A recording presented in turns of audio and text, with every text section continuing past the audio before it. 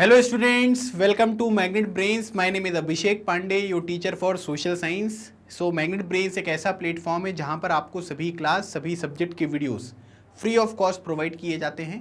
इसका मतलब ये हुआ कि कुछ वीडियोस देखने के बाद ना तो आपको कोई सब्सक्रिप्शन लेना है ना ही कोई पैकेज परचेज करना है, because best quality content best teachers के साथ आपको फ्री ऑफ कॉस्ट प्रोवाइड किया जाता है। आप मैग्नेट ब्रेन्स को फेसबुक पर, टेलीग्राम पर और इंस्टाग्राम पर भी फॉलो कर सकते हैं सो दैट कोई भी इंपॉर्टेंट अपडेट आप मिस ना करें। आज मैं आप सभी के लिए एक नया सेशन लेकर आया हूं और ये जो सेशन होगा ये क्लास 9th का एक टेस्ट पेपर का सॉल्यूशन मैं आपको प्रोवाइड करूंगा। लेकिन उससे पहले मैं आप सभी लोगों को अपडेट ये देना चाहता हूँ कि मैग्नेट ब्रेन्स पर क्लास 3rd से लेकर क्लास 12 तक, ठीक है, याद रखिएगा, क्लास 3rd से लेकर क्लास 12 सभी सब्जेक्ट, ठीक है, सभी सब्जेक्ट का मतलब हिंदी हो गया, इंग्लिश हो गया, मैथ्स हो गया, सोशल हो गया, जितने भी तरह तरह के सब्जेक्ट यहाँ पर आपके क्लास 3rd से 12 तक होते हैं, सभी सब्जेक्ट के टेस्ट पेपर सीरीज जो है वो मैग्नेट ब्रेन्स पर अवेलेबल है। इसका मतलब ये हुआ कि टेस्ट पेपर भी अवेलेबल है, टेस्ट पेपर का सॉल्यूशन भी यहाँ पर अवेलेबल है और सबसे ज़्यादा मज़ेदार बात ये है कि 100% फ्री अवेलेबल है। इसके लिए भी आपको कोई फीस, कोई सब्सक्रिप्शन वगैरह नहीं लेना है। आसानी से आप इन टेस्ट पेपर्स को सॉल्व करके अपने अपकमिंग एग्जामिनेशन के लिए चीज़ों को प्रिपेयर कर सकते हो। तो आज का जो हमारा टेस्ट पेपर होगा ये होगा आपका सबसे फेवरेट चैप्टर जिसका नाम है फ्रेंच रिवॉल्यूशन, ठीक है। तो फ्रेंच रिवॉल्यूशन जो है ये क्लास 9th हिस्ट्री का फर्स्ट चैप्टर है, ठीक है, जिसके आज हम यहाँ पर मैग्नेट ब्रेन्स टेस्ट पेपर में एक टेस्ट पेपर आपको प्रेजेंट किया गया है, उसका सॉल्यूशन मैं आपको प्रोवाइड करूँगा। लेकिन उससे पहले ये बता देना चाहता हूँ कि फ्रेंच रिवॉल्यूशन जो चैप्टर है इसके topic wise videos, NCERT solution, one shot revision video, most important question, ये 4 चीज़ें आपको ऑलरेडी प्रोवाइड की जा चुकी हैं। इस चैप्टर का 5वां कंटेंट है जो आज आपको यहाँ पर टेस्ट पेपर के रूप में मिलेगा। टेस्ट पेपर आप डिस्क्रिप्शन में देख सकते हैं, वहाँ पर एक लिंक अवेलेबल होगी, उसको डाउनलोड कर लीजिएगा, ठीक है, और उस टेस्ट पेपर को ज़रूर दीजिएगा। और इस पर्टिकुलर टेस्ट पेपर में अगर आप देखोगे तो इसमें very short answer question, short answer question और जो लॉन्ग आंसर क्वेश्चन हैं उन सब चीज़ों के बारे में मैं आपको यहाँ पर पढ़ाने वाला हूँ। दूसरी इंपॉर्टेंट बात, जिन लोगों ने वन शॉट रिवीजन वीडियो नहीं देखा है वो वीडियो आप ज़रूर देखिएगा ताकि आपके लिए पेपर जो है वो काफ़ी यहाँ पर आसान हो जाए। चलिए तो शुरू करते हैं आज का हमारा सेशन। सबसे पहले हम जो यहाँ पर करेंगे ये करेंगे very short answer type questions, ठीक है।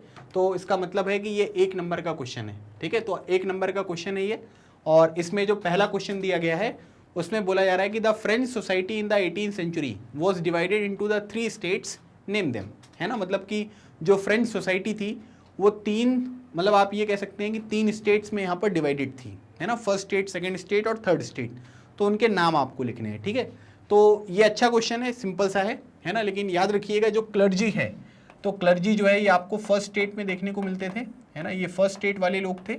सेकेंड स्टेट में जो है वो नोबिलिटी आपको देखने को मिलती थी, और जो थर्ड स्टेट है इसमें काफ़ी सारे लोग यहाँ पर आते थे, है ना, जिसमें बिजनेसमैन हो गए, मर्चेंट्स हो गए, पीजेंट्स हो गए, ये सब लोग देखने को मिल रहे हैं।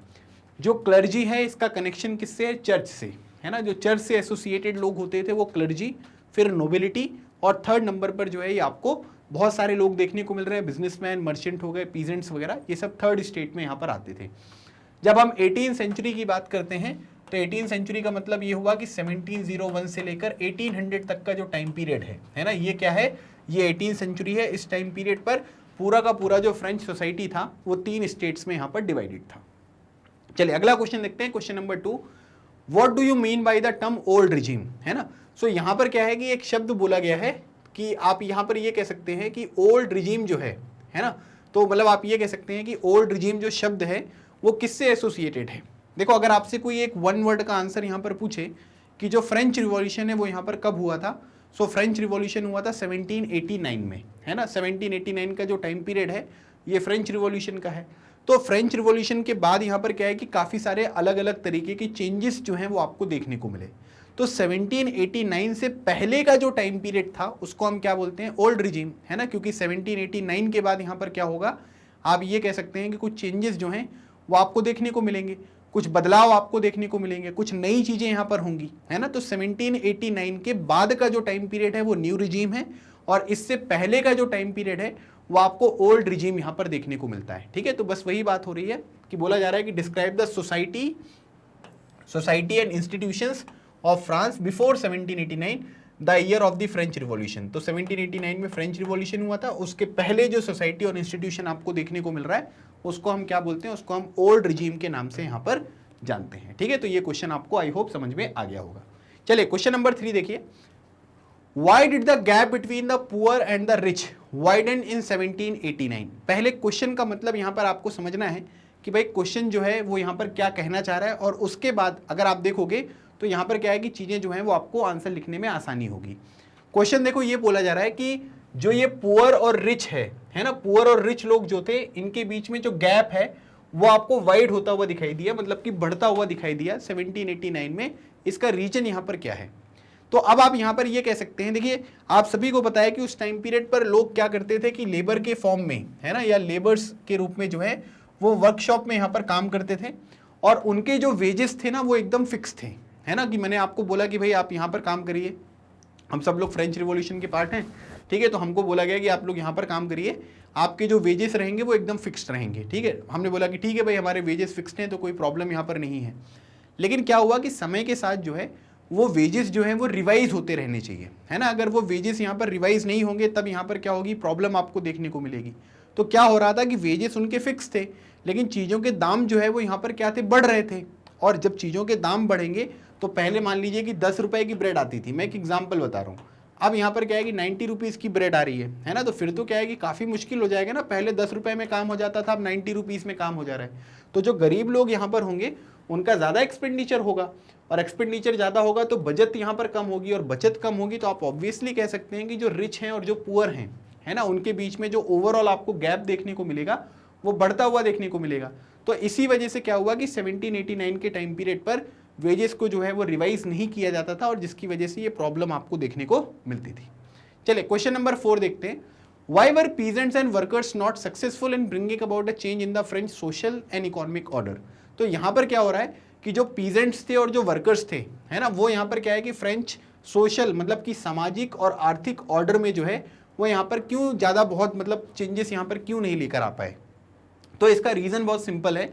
इसका रीज़न सिंपल इसलिए है क्योंकि उनके पास जो रिसोर्सेस यहाँ पर थे ना, जो मीन्स थे जिससे वो चीज़ों को यहाँ पर बड़े स्केल पर आगे बढ़ा सकते थे, वो सब चीज़ें अवेलेबल नहीं थी। और इसीलिए बोला जा रहा है कि it was because they lack the means and programs to carry out full scale measure that would bring about that change, है ना, मतलब कि फुल स्केल मेजर्स, ठीक है, जिससे वो चेंजेस यहाँ पर आपको देखने को मिल सकते थे, वो चेंजेस नहीं आ पाते, है ना, और वो चेंजेस नहीं आ पाते तभी यहाँ पर क्या है कि ये प्रॉब्लम आपको देखने को मिली।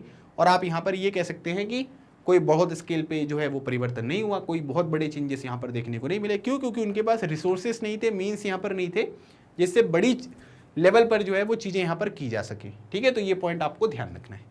चलिए क्वेश्चन नंबर 5 देखते हैं, what did the educated section of the third state believe, है ना, जो एजुकेटेड सेक्शन यहाँ पर था थर्ड स्टेट का, वो यहाँ पर क्या सोचता था, ये यहाँ पर बोला जा रहा है। तो बोला जा रहा है कि मतलब आप ये कह सकते हैं कि थर्ड स्टेट का मतलब ये है, थर्ड स्टेट का मतलब वही जो बिजनेसमैन है, मर्चेंट्स हैं, पीजेंट्स हैं, वो थर्ड स्टेट में, ज़्यादातर लोग थर्ड स्टेट में थे।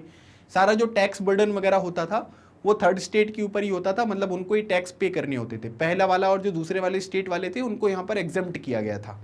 और दूसरी बात यहाँ पर यह है कि कुछ प्रिविलेजेस थी जो फर्स्ट स्टेट और सेकंड स्टेट वालों को मिलती थी लेकिन थर्ड स्टेट वालों को नहीं मिलती थी। तो थर्ड स्टेट का मानना यहाँ पर यह था कि भाई यहाँ पर क्या है कि they believe that no group in society should be privilege by birth, है ना, मतलब कि जो ग्रुप यहाँ पर सोसाइटी में आपको अलग अलग स्टेट वगैरह देखने को मिल रहे हैं, इनमें अगर आप देखोगे तो यहाँ पर क्या है कि कोई प्रिविलेज जो है वो यहाँ पर बर्थ के बेसिस पे नहीं होनी चाहिए, है ना, बर्थ के बेसिस पे नहीं होनी चाहिए। इसका मतलब यहाँ पर क्या हुआ कि भाई मेरा जन्म इस पर्टिकुलर स्टेट में हुआ है तो ऐसा नहीं होना चाहिए। ठीक है, rather a person social status must depend on his merit, है ना, मतलब आप ये कह सकते हैं कि जो सोशल स्टेटस है वो किसके बेसिस पे होना चाहिए, मेरिट के बेसिस पे होना चाहिए।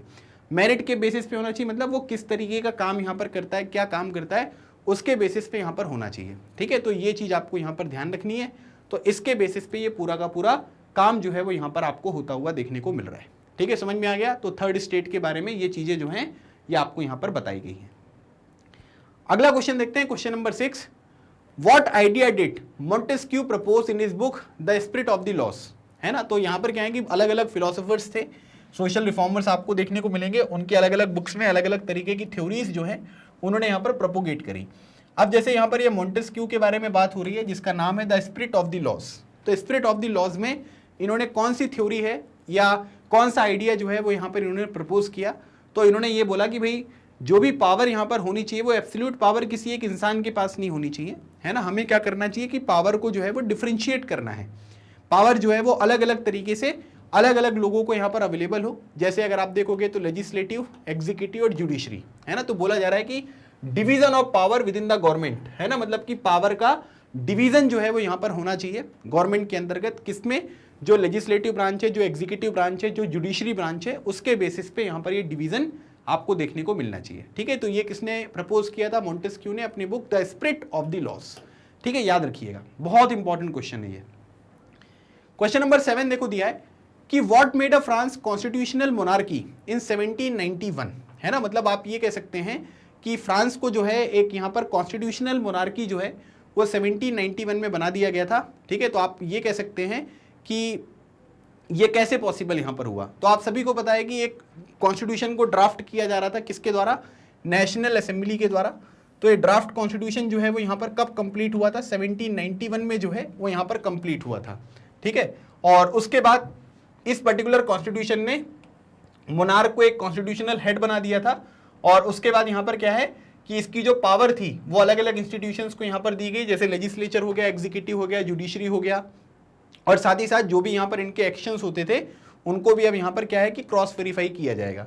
तो इस तरीके से क्या है, आप ये कह सकते हैं कि कॉन्स्टिट्यूशन जो है नेशनल असेंबली ने 1791 में बना दिया, और इसके बाद यहाँ पर क्या है कि कॉन्स्टिट्यूशनल हेड जो है वो मोनार्क हो गया, और इसकी पावर जो है उसका डिवीजन लेजिस्लेचर, एग्जीक्यूटिव और जुडिशरी की फॉर्म में आपको देखने को मिला था। ठीक है, तो ये चीज जो है इसके बेसिस पे आप ये कह सकते हैं कि एक कॉन्स्टिट्यूशनल मोनार्की है, राजा का रूल है, लेकिन एक कॉन्स्टिट्यूशन है, और वो कॉन्स्टिट्यूशन क्या करेगा कि जितने भी मतलब जो भी राजा यहाँ पर है उसके जो एक्शंस होंगे उनको यहाँ पर देखेगा कि वो सही तरीके से यहाँ पर काम कर रहा है या नहीं कर रहा है। क्वेश्चन नंबर 8 देखो दिया हुआ है कि which rights were established as natural and inalienable rights by the constitution in 1791, है ना। मतलब कि ये क्या है, ये एक नेचुरल राइट है और ये अधिकार आपसे कोई छीन नहीं सकता है। मतलब इनएलिनेबल यहाँ पर राइट जो है वो आपको देखने को मिल रहे हैं। तो 1791 का जो कॉन्स्टिट्यूशन यहाँ पर था उसमें जो नेचुरल और इनएलिनेबल राइट्स थे, है ना, वो यहाँ पर किन राइट्स को जो है वो डिक्लेयर किया गया, एस्टेब्लिश किया गया। जैसे अगर आप देखोगे तो राइट टू लाइफ है ना, फ्रीडम ऑफ स्पीच है, फ्रीडम ऑफ ओपिनियन है, इक्वलिटी बिफोर लॉ, और इनको हमने यहाँ पर नेचुरल और इनएलिनेबल राइट्स जो है वो यहाँ पर बना दिए, है ना। जीवन का अधिकार, बोलने की स्वतंत्रता, ओपिनियंस की यहाँ पर फ्रीडम है, और लॉ के सामने जो है वो सभी लोग इक्वल हैं। कोई यहाँ पर क्या है कि कोई मतलब first state, second state, third state ये सब नहीं है, सब लोग यहाँ पर बराबर हैं, और इसी को यहाँ पर इक्वलिटी बिफोर लॉ हम यहाँ पर कहते हैं। तो ये 1791 में नेचुरल और इनएलिनेबल जो राइट्स हैं वो इनको यहाँ पर बोला गया। अगला क्वेश्चन देखते हैं, question number 9, which law came into effect soon after the storming of the Bastille in 1789, है ना। मतलब कि जब यहाँ पर ये स्टॉर्मिंग यहाँ पर हो गई बेस्टाइल, है ना, बेस्टाइल जो प्रिजन था उस पर जो अटैक हुआ 1789 में, उसके बाद कौन सी पर्टिकुलर चीज है, मतलब कौन सा पर्टिकुलर लॉ है जो यहाँ पर इफेक्ट में आपको देखने को मिला। सबसे इंपॉर्टेंट जो चेंजेस आपको देखने को मिलेंगे वो ये था कि जो सेंसरशिप यहाँ पर थी उसको एबॉलिश कर दिया गया।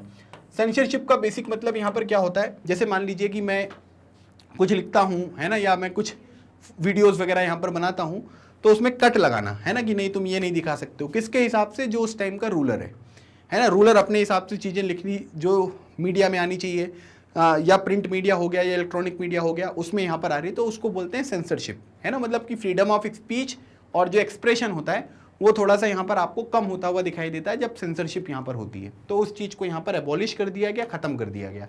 अब लोगों की लिबर्टी और freedom of speech and expression के ऊपर जो है वो यहाँ पर फोकस किया गया था। तो ये बात जो है आपको बताई गई है।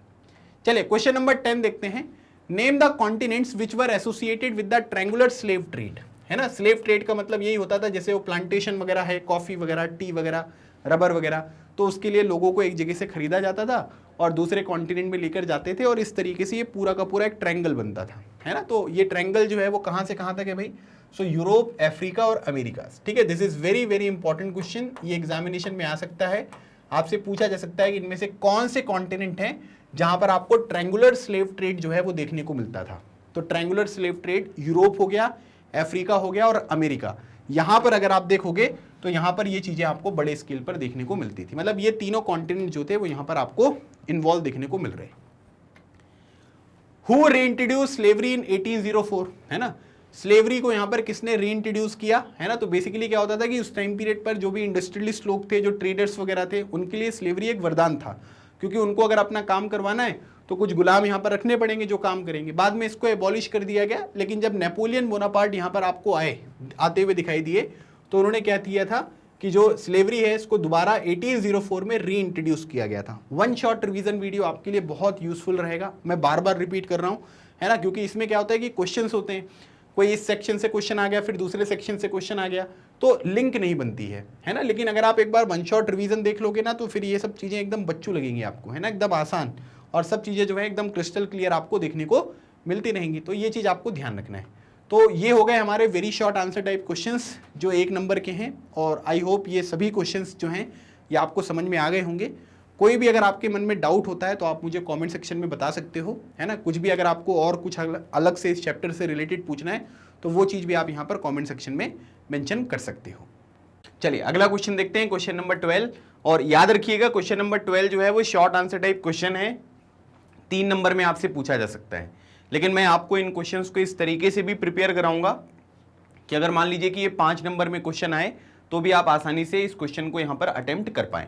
तो देखो क्वेश्चन दिया हुआ है, this is very very important question, ठीक है, ये इंपॉर्टेंट क्वेश्चन है भाई, याद रखिएगा। और इसमें यहाँ पर ये पूछा जा रहा है कि what were reasons behind an empty treasury upon the accession of Louis 16 in 1774। इसमें ये पूछा गया है कि जब लुई 16 यहाँ पर राजा बने, है ना, मतलब जब इन्होंने यहाँ पर क्या है कि राजगद्दी यहाँ पर संभाली, ठीक है, बॉर्बन डायनेस्टी के थे, लेकिन यहाँ पर आपसे ये पूछा जा रहा है कि जब इन्होंने राजा बने तब उस टाइम पीरियड पर क्या था इनका खजाना, खजाना मतलब क्या होता है, ट्रेजरी, है ना, ये एकदम खाली था, मतलब बहुत ज़्यादा पैसे वगैरह इनके पास यहाँ पर नहीं थे। तो इसके कारण यहाँ पर क्या है, ये चीज़ आपको यहाँ पर मेंशन करनी है, ठीक है। सो अगर आप देखोगे तो इसके पीछे बहुत सारे रीजंस हैं, है ना। मैंने आपको वन शॉट रिवीजन वीडियो में भी यहाँ पर बताया था कि इन रीजंस को आपको याद रखना है। पहली बात देखो यहाँ पर लिखा गया है कि long year of war had drained the financial resources of France, ठीक है, मतलब अगर आप देखोगे तो बहुत सारे यहाँ पर वॉर वाली सिचुएशन यहाँ पर क्रिएट हुई थी उस टाइम पीरियड पर, जिसमें फ्रांस भी यहाँ पर पार्टिसिपेट कर रहा था। अब वॉर में यहाँ पर क्या होता है कि कुछ गेन्स नहीं होते हैं, है ना, मतलब अगर आप यहाँ पर मान लीजिए कि अगर आप किसी की टेरिटरी यहाँ पर जीतना चाहते हो तो वही जीत पाओगे, लेकिन उस टेरिटरी को जीतने के लिए भी आपको भी बहुत सारा एक्सपेंडिचर जो है वो यहाँ पर करना पड़ेगा, ठीक है। तो याद रखिएगा फाइनेंशियल रिसोर्सेज जो हैं वो बहुत ज़्यादा ड्रेन हो गए थे। और उसके बाद यहाँ पर आप ये कह सकते हैं कि ये जो इनका पैलेस ऑफ वर्साइल था, है ना, ये बहुत ही भव्य पैलेस था।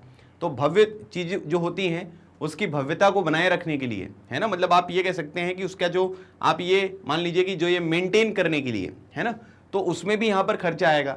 तो 2 चीज़ें मैंने आपको बता दी, है ना, जैसे इसको आप ना 2 पॉइंट भी लिख सकते हो, ये अकेला पॉइंट नहीं है, इसमें 2 पॉइंट है। मैं सारे रीज़न यहाँ पर आपको बता रहा हूँ ताकि आप अगर 5 नंबर में भी क्वेश्चन आए तो इस क्वेश्चन को आसानी से अटेम्प्ट कर पाओ।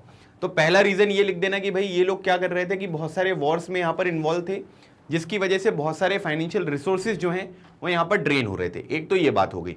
दूसरी बात अगर आप देखोगे तो जो पैलेस ऑफ वर्साइल्स यहाँ पर था, ठीक है, उसको मेंटेन करने में बहुत ज़्यादा खर्चा यहाँ पर हो रहा था। तीसरी बात अगर आप देखोगे तो यहाँ पर क्या था कि ये जो 13 अमेरिकन कॉलोनीज थी, है ना, मतलब अमेरिकन रिवॉल्यूशन यहाँ पर चल रहा था, ब्रिटिशर्स से वो लड़ाई कर रहे थे, ब्रिटिशर्स जो हैं वो इनके कॉमन एनिमी थे। तो फ्रांस ने ये डिसाइड किया कि हम अमेरिका की जो है वो यहाँ पर मदद करेंगे, तो उनकी इंडिपेंडेंस में इन्होंने यहाँ पर मदद करी थी। और इसकी वजह से अगर आप देखोगे तो यहाँ पर क्या हुआ कि बहुत सारा जो खर्चा है ना, वो यहाँ पर आपको देखने को मिल गया। मतलब इनकी आर्मी वगैरह को मेंटेन करने के लिए, वॉर को सही तरीके से लड़ने के लिए यहाँ पर इनको जो है वो डेट लेना पड़ता था।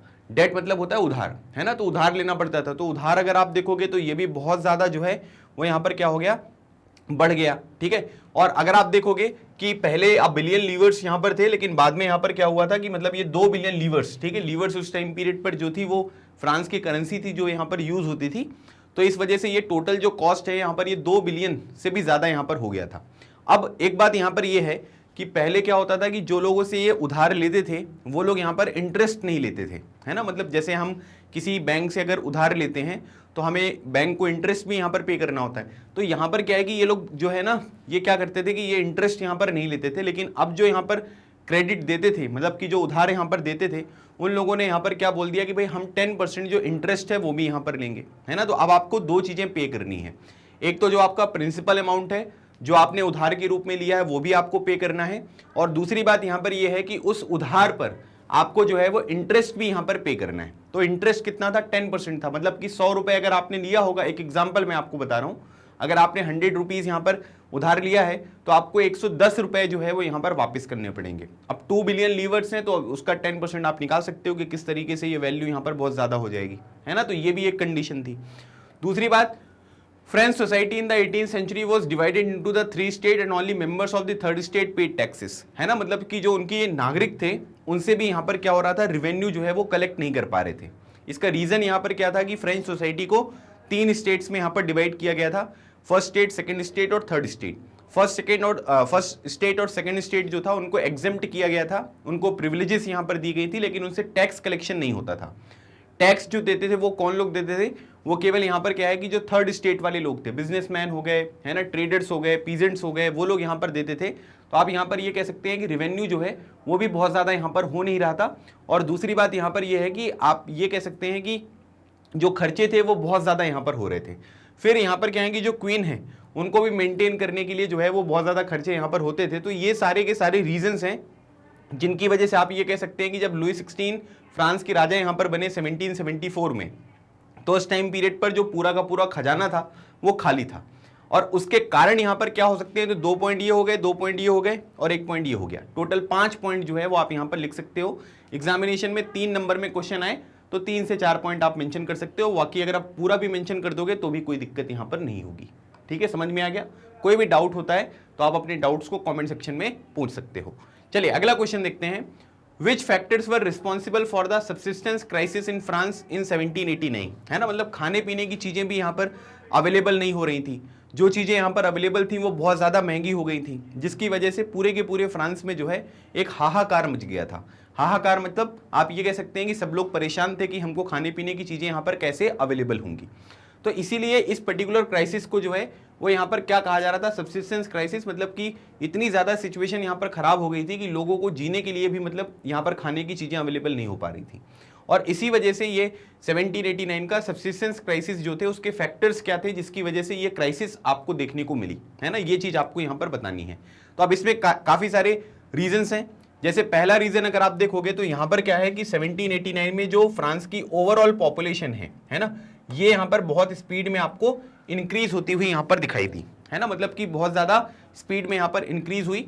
This led to a rapid increase in the demand for food grains. अब यहाँ पर क्या है कि जो यहाँ पर फूड ग्रेन्स का प्रोडक्शन हो रहा था, है ना, वो यहाँ पर क्या है कि वो उतने पेस में नहीं हो पा रहा था जितनी यहाँ पर रिक्वायरमेंट थी। So the prices of bread which was the staple diet, staple diet मतलब होता है कि खाने पीने की चीज़ें, है ना, वो यहाँ पर मेजॉरिटी थी, लेकिन आप ये कह सकते हैं कि वो चीज़ें फुलफिल नहीं हो रही हैं। अब इसको मैं एक आपको पॉइंट के रूप में यहाँ पर समझा देता हूँ कि ये कहना क्या चाह रहे हैं। देखो सिंपल सी बात, 1789 में ये सब्सिस्टेंस क्राइसिस आपको देखने को मिल रहा है। उस टाइम पीरियड पर जो फ्रांस की पहले पॉपुलेशन हुआ करती थी उसमें क्या है कि उसमें बहुत ज़्यादा इंक्रीमेंट आपको देखने को मिला। अब जब जनता यहाँ पर बढ़ेगी, जब यहाँ पर सिटीजन्स बढ़ेंगे तो उनकी खाने की रिक्वायरमेंट भी यहाँ पर बढ़ेगी, लेकिन जो ओवरऑल यहाँ पर ग्रेन्स का प्रोडक्शन होता था उसकी पेस जो है वो पॉपुलेशन जिस तरीके से बढ़ी ना, उसी तरीके से अगर आप देखोगे तो ग्रेन्स के प्रोडक्शन की पेस यहाँ पर आपको देखने को नहीं मिली, जिसकी वजह से प्रॉब्लम यहाँ पर ये हुई कि भाई अब लोगों की डिमांड यहाँ पर ज़्यादा है लेकिन आपका प्रोडक्शन जो है वो ज़्यादा नहीं हुआ है, तो आप सप्लाई नहीं कर पाओगे।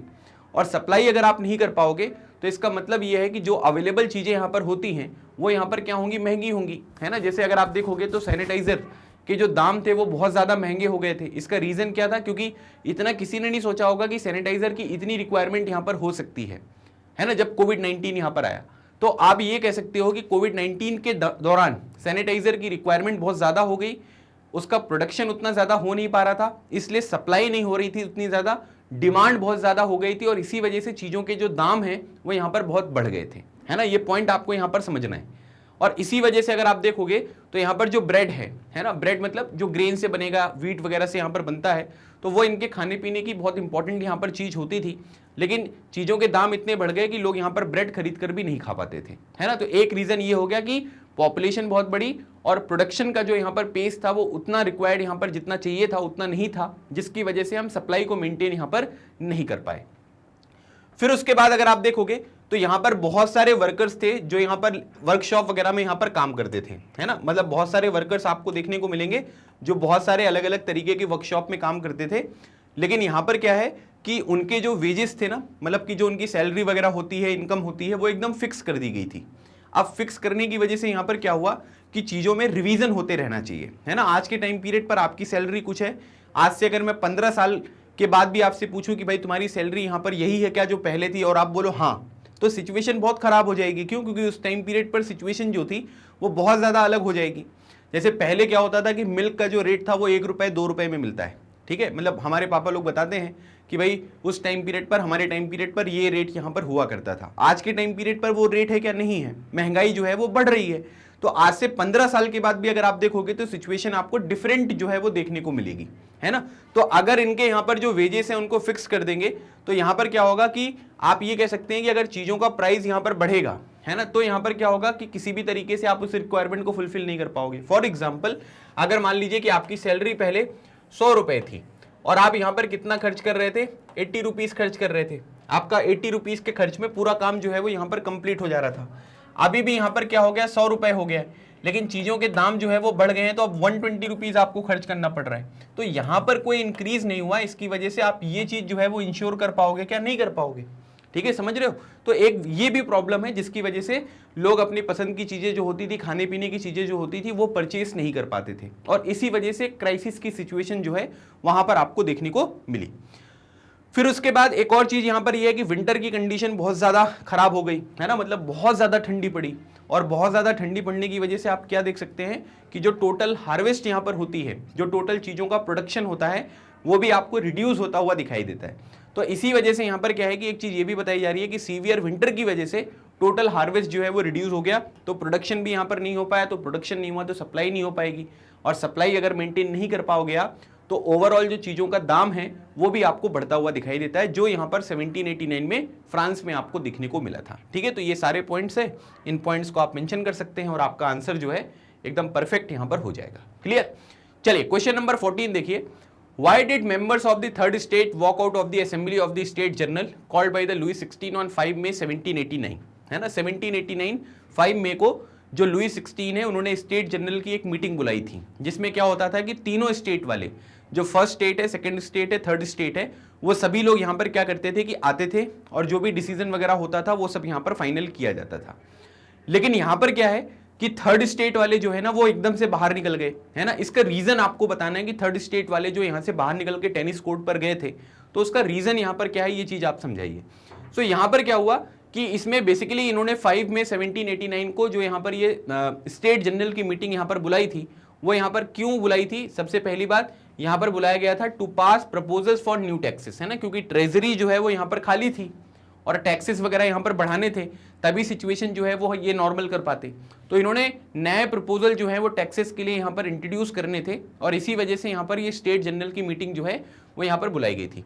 अब अगर आप देखोगे तो पहले और सेकंड स्टेट में से जो है वो 13 रिप्रेजेंटेटिव थे ईच, मतलब कि आप देखोगे ये फर्स्ट स्टेट है आपका, ये सेकंड स्टेट है और ये आपका थर्ड स्टेट है ना। फर्स्ट स्टेट से कितने रिप्रेजेंटेटिव थे? 300 थे। सेकंड स्टेट से कितने थे? 300 थे। और थर्ड स्टेट से कितने लोग थे? 600 लोग थे। थर्ड स्टेट से ज्यादा क्यों थे? क्योंकि इस पर्टिकुलर सोसाइटी में ज्यादातर लोग जो है वो थर्ड स्टेट वाले ही आएंगे, है ना, क्योंकि उसमें बिजनेसमैन है, ट्रेडर्स हैं, पीजेंट्स हैं, आम इंसान आपको देखने को मिलेंगे, वो सब थर्ड स्टेट में थे। अब यहां पर क्या होगा कि अगर आप देखोगे कि पहले यहां पर जो वोटिंग होती थी, है ना, पहले वोटिंग कैसे होती थी ये चीज आप समझिए। देखो पहले अगर मान लीजिए कि यहां पर कोई डिसीजन यहां पर फाइनल करना है ना, तो उनकी जो वोटिंग का तरीका है वो यहां पर ये होता था कि भले यहां पर 300 लोग हैं, है ना, भले यहां पर 300 लोग हैं, लेकिन यहां से वोट कितने आएंगे? यहां से केवल एक वोट आएगा, है ना, कि भाई हम यहां पर क्या है कि मतलब इन तीनों 300 लोगों का एक रिप्रेजेंटेशन यहां पर होगा और वो यहां पर एक वोट के रूप में यहां पर आने वाला है। ठीक है, अब ये 300 लोग मिलकर क्या करेंगे? ये 300 लोग मिलकर जो है वो एक वोट करेंगे, और यहां पर ये 600 लोग जो हैं ये भी यहां पर क्या करेंगे? एक वोट करेंगे। ये पहले इसी तरीके की कंडीशन होती थी। अब अगर मान लीजिए कि टैक्स इंपोज करने हैं, है ना, तो टैक्स इंपोज करने हैं, तो ये पहले और दूसरे वाले तो पहले से ही एग्जेम्प्ट थे, इनको टैक्स नहीं पे करना होता था। तो एक वोट यहां पर, एक वोट यहां पर, तो हमेशा यहां पर क्या होगा कि 2-1 से, है ना, 2-1 से वही चीजें यहां पर होंगी जो ये पहले और दूसरे स्टेट वाले लोग यहां पर चाहते थे। लेकिन इस बार की मीटिंग में क्या हुआ? इस बार की जो ये स्टेट जनरल की मीटिंग थी, इसमें यहां पर ये बोला गया कि भाई देखिए हमारे हिसाब से जो है ये जो आप हर एक स्टेट का एक वोट यहां पर लेते हो ये हम कंसीडर नहीं करेंगे, है ना, सब लोगों के वोट होने चाहिए। This time too the king was determined to continue the same practice, इस टाइम पर भी यही हुआ कि भाई एक एक वोट सबका होगा और उसके बेसिस पे जो है वो चीजें यहां पर फाइनल होंगी।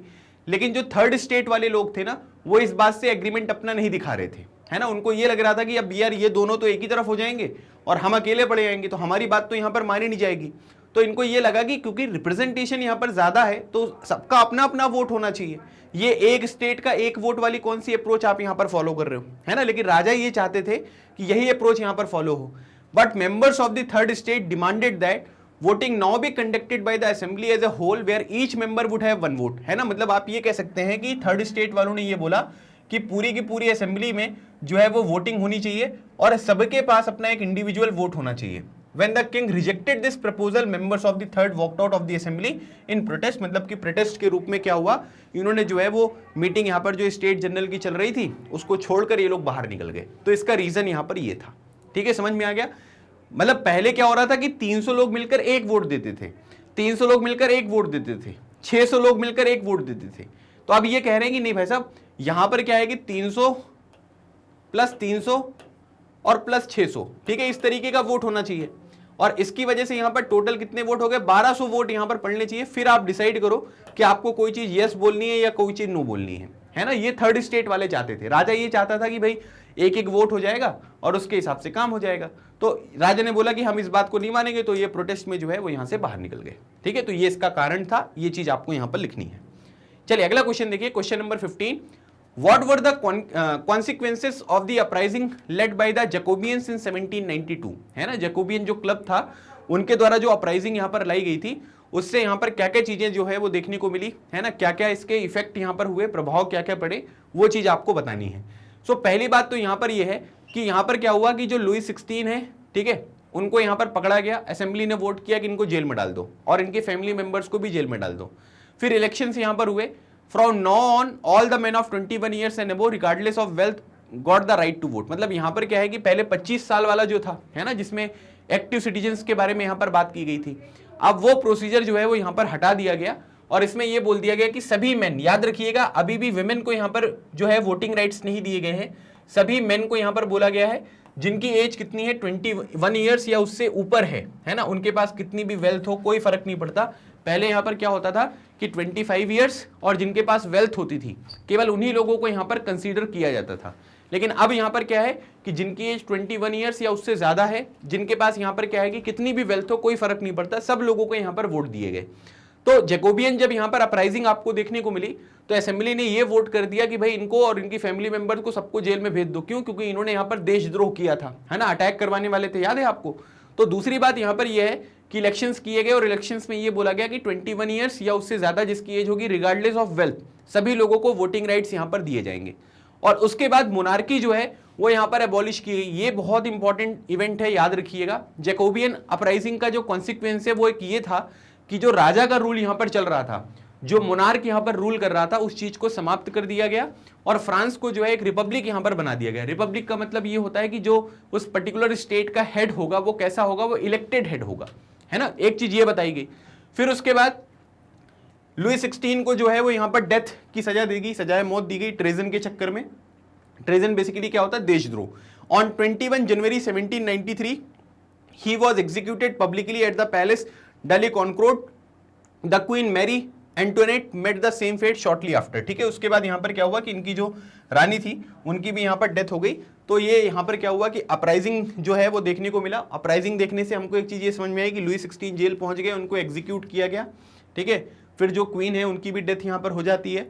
फिर वोटिंग राइट्स जो है वो यहाँ पर चेंज होते हैं और साथ ही साथ मोनार्की खत्म होकर फ्रांस में जो है वो एक, फ्रांस मतलब एक रिपब्लिक स्टेट यहाँ पर बन जाता है, जहाँ का हेड ऑफ द स्टेट क्या होगा, एक यहाँ पर इलेक्टेड हेड आपको देखने को मिलेगा। तो ये आपको क्वेश्चन नंबर 15 में ये आंसर यहाँ पर लिखना है। ठीक है, आई होप ये क्वेश्चंस आपको समझ में आ रहे होंगे। कोई भी डाउट होता है, दिक्कत होती है तो कमेंट सेक्शन में आप चीज़ों को यहाँ पर मेंशन कर सकते हैं।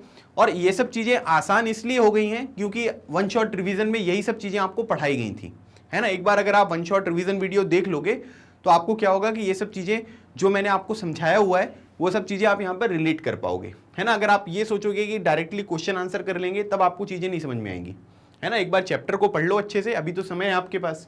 है ना। उसके बाद यहाँ पर क्या होगा, इन क्वेश्चंस को देख लोगे तो चीजें एकदम क्लियर हो जाएंगी। चलिए क्वेश्चन नंबर 16 देखिए, write 3 points about the Jacobin club in France, who was its leader, है ना। तो सबसे पहले तो एक काम करो, यहाँ पर जैकोबियन जो क्लब था उसके लीडर कौन थे, उसका नाम आप मुझे कमेंट सेक्शन में बताओ, ठीक है। ये बहुत ही सिंपल सा क्वेश्चन है और बहुत इंपॉर्टेंट क्वेश्चन है, तो इनका आपको नाम जो है वो मुझे कमेंट सेक्शन में बताना है कि जो लीडर थे यहाँ पर जैकोबियन क्लब के फ्रांस में वो कौन थे।